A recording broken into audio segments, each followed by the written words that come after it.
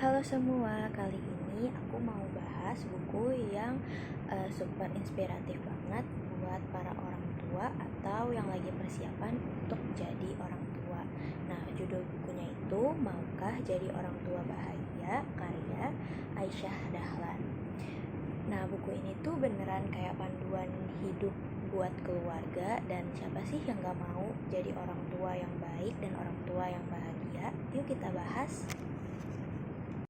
Jadi buku ini tuh ringan tapi dalam banget maknanya. Dokter Aisyah ngajak kita untuk ngeliat parenting dari sisi yang berbeda. Nggak melulu soal aturan dan disiplin, tapi lebih ke bagaimana cara kita mengelola emosi, hubungan, dan yang paling penting bagaimana cara kita menjaga dan membangun bonding kepada anak-anak kita. Menurut aku, ada satu bagian yang menarik dari buku ini, yaitu bagaimana emosi anak dan emosi orang tua itu saling terhubung. Dokter Aisyah itu bilang, kalau orang tua sering memiliki emosi negatif, itu kayak tertular ke anak-anaknya. Misalnya, kalau kita itu sering marah-marah atau merasa sedih tanpa alasan yang jelas. Nah, anak-anak itu bisa ikut merasa cemas atau bingung, walaupun mereka itu nggak ngerti kenapa mereka bisa merasa seperti itu. Nah, di buku ini dijelasin juga bagaimana cara kita sebagai orang dewasa belajar self-regulation. Sebelum kita meminta anak untuk nurut atau tenang, kita perlu mengerti emosi kita sendiri.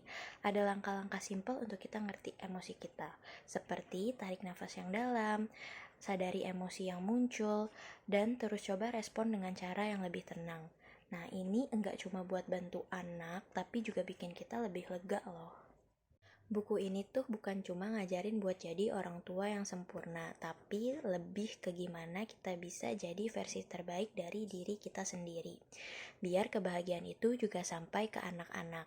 Karena ternyata anak-anak nggak butuh orang tua yang tahu semuanya.